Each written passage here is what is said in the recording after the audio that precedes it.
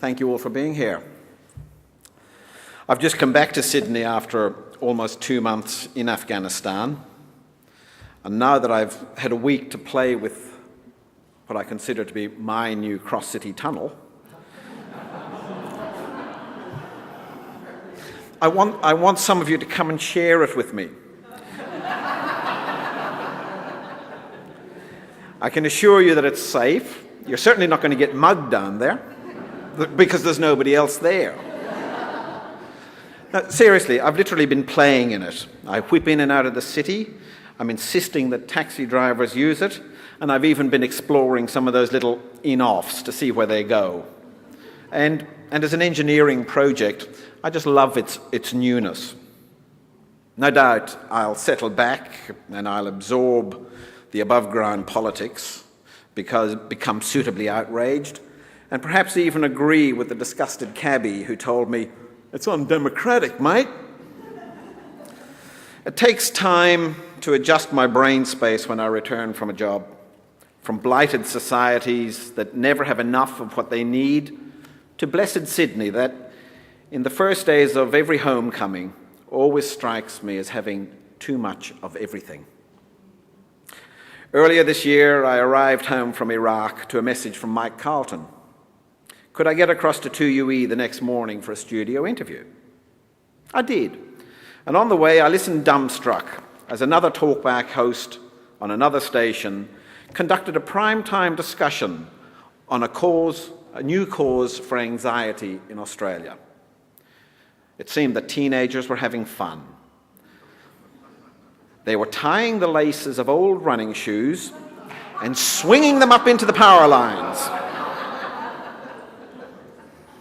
All I could think was that where I'd just come from, the kids didn't have shoes and there were no power lines.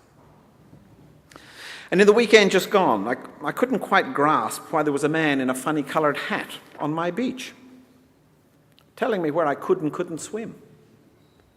And when I went home and told my wife that I might water the veggie patch, she was shocked. "You can't do that," she said. "Why not?" I asked. "It's not the right day. The water police will get you." Now I was shocked. Such are the wonders of living in Sydney, Australia. But just as I was horrified when all the problems that I cover over there followed me back to my New York home on September 11 in 2001, it's impossible to forget that today is the 3rd anniversary of the Bali bombing, a tragic, shocking, and confusing day in which playful innocence was needlessly targeted. The Bali killing spelt out in Australian blood what many of us were inclined to or wanted to forget. We live in a world gripped by a crisis from which we can't escape. Before Bali, Australia had already chosen to be centre stage, beside US President George Bush, in the wake of what we now call 9/11. I want to look tonight at how the war in Iraq has swamped the war on terror, and to mark out perhaps how events might unfold. There are questions that we need to keep in mind as we continue this troubling journey, one on which we can never be sure of what will happen next. What moral standards are expected of our leaders and of us at such a time? Given the post-9/11 electoral success of George Bush, Tony Blair, John Howard, the question is, does national leadership require truth anymore? It sounds slightly absurd to talk of Australia as an occupation power, but formally at least, that's what we became in Iraq when we signed on for George Bush's war. And because we did, what obligations and responsibilities do we have in the aftermath? How should Iraqis and Afghanis respond when we come knocking at their door, bearing this gift called democracy? And what are we to make of their responses, varied as they are? As a new world country, Australia, like the US, is a melting pot. But for all our travel and our formal recognition of multiculturalism, how well do we know and understand the rest of the world? Many of us can find our way into Times Square and out of Piccadilly Circus, but after repeated assignments in Iraq and Afghanistan since September 11, I have a sense that culturally more gulfs separate us than there are bridges that link us in a meaningful way with cultures that we now need to understand so much more intimately than we ever did before. What does a foreign correspondent bring to this debate? For my part, I'm a migrant myself. I was born in Ireland, came to Australia in 1965 on a ship filled mainly with 10-pound poms. As an Irish family, we had to pay full fares. Oh, we don't forget. But perhaps my first 11 years was useful early training for reporting global crisis and conflict.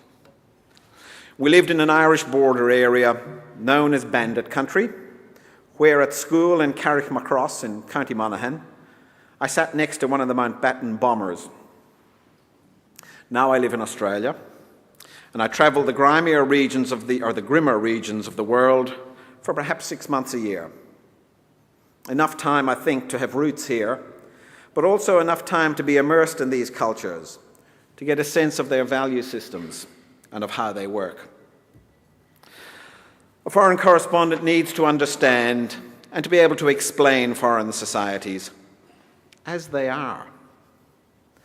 There's a duty for us to explore how others come to terms with the conflicts they inherit or those which they might have foisted upon them. So it follows that if the Australian government is to join a campaign to impose radical change on other parts of the world, that we understand the possible consequences fully. This includes the risks and costs of failure in any such endeavour. The other side of the correspondent's job is simply to send the news home.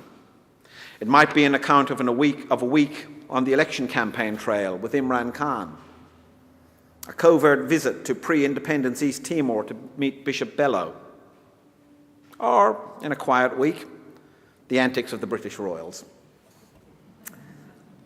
I don't own a car. I go to work on a jumbo jet. But I rarely earn frequent flyer points on the last mile.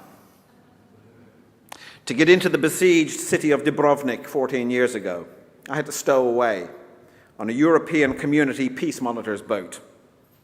I was hidden under a mattress on a bunk.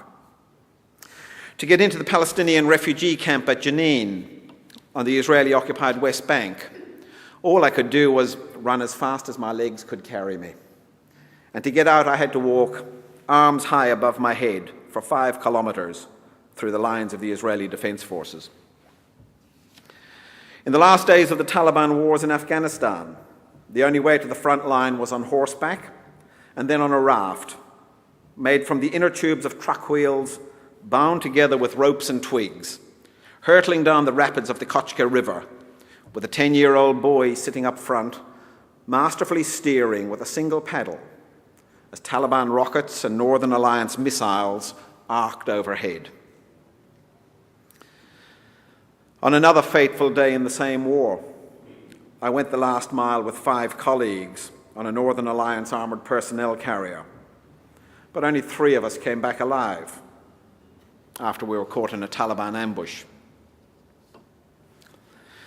There are times when you just don't get there.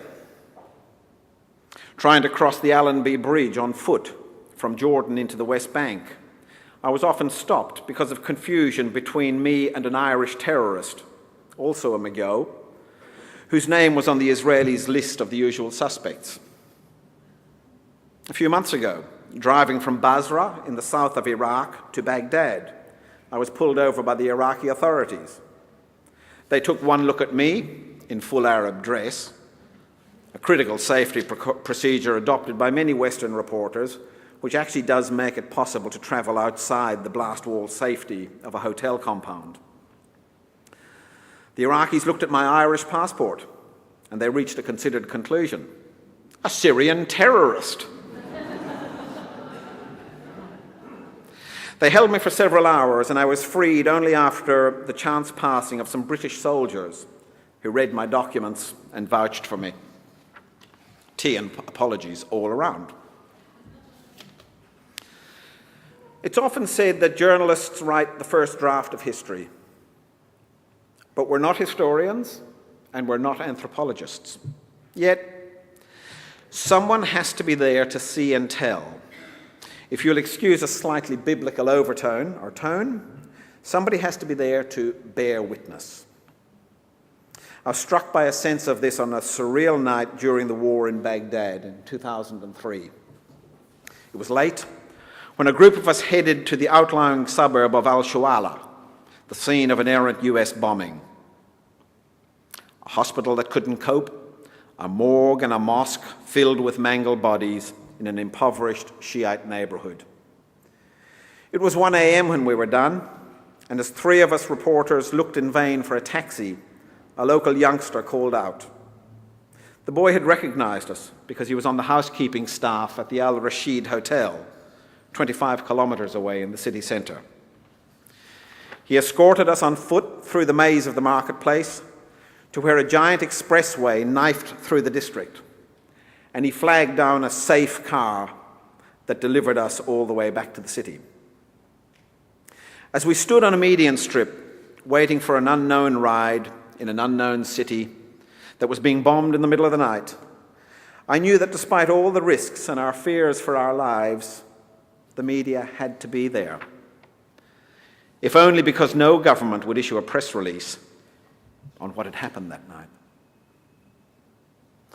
It follows that what foreign correspondents file is not always appreciated by governments, and especially by their armchair generals, that band of pliant columnists whose shrill certainty that the US-led coalition and Canberra are on the right track is in inverse proportion to the time they've spent on the ground in Iraq, Afghanistan, or any war zone. George W. Bush did not go to Iraq to understand the people of Al-Shawala. He had his own personal reasons. You'll remember Saddam tried to shoot my dad. That made him susceptible to the lobbying of the neocons, who assured him back in 2001 that this would be a little war in which his forces would be welcomed by Iraqis with flowers and candy. But history will look at the facts, so we might as well be clear about some aspects of the Iraq War. It was based on lies.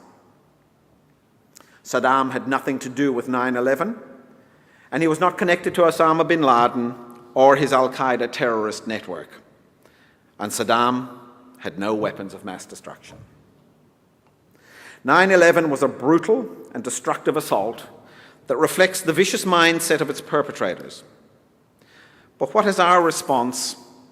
And by our, I'm talking not just Australia, I'm talking about us, the West. What is our response revealed about us? About the use and abuse of power in our political structure? Do we have to behave like the enemy to pursue the enemy? Why, in this great Western democratic culture, did so few leaders come clean with their citizens? Is it naive to think we should care that critical decisions might be based on a succession of lies and half-truths? Why does it have to be so? That's how it seemed in New York in the wake of 9/11, as the authorities, like frogs, leapt from one lily pad of emotion-charged information to the next, not caring about what they left in their wake, as long as they landed neatly on the next lily pad, from which they further manipulated public opinion to bolster the case for war.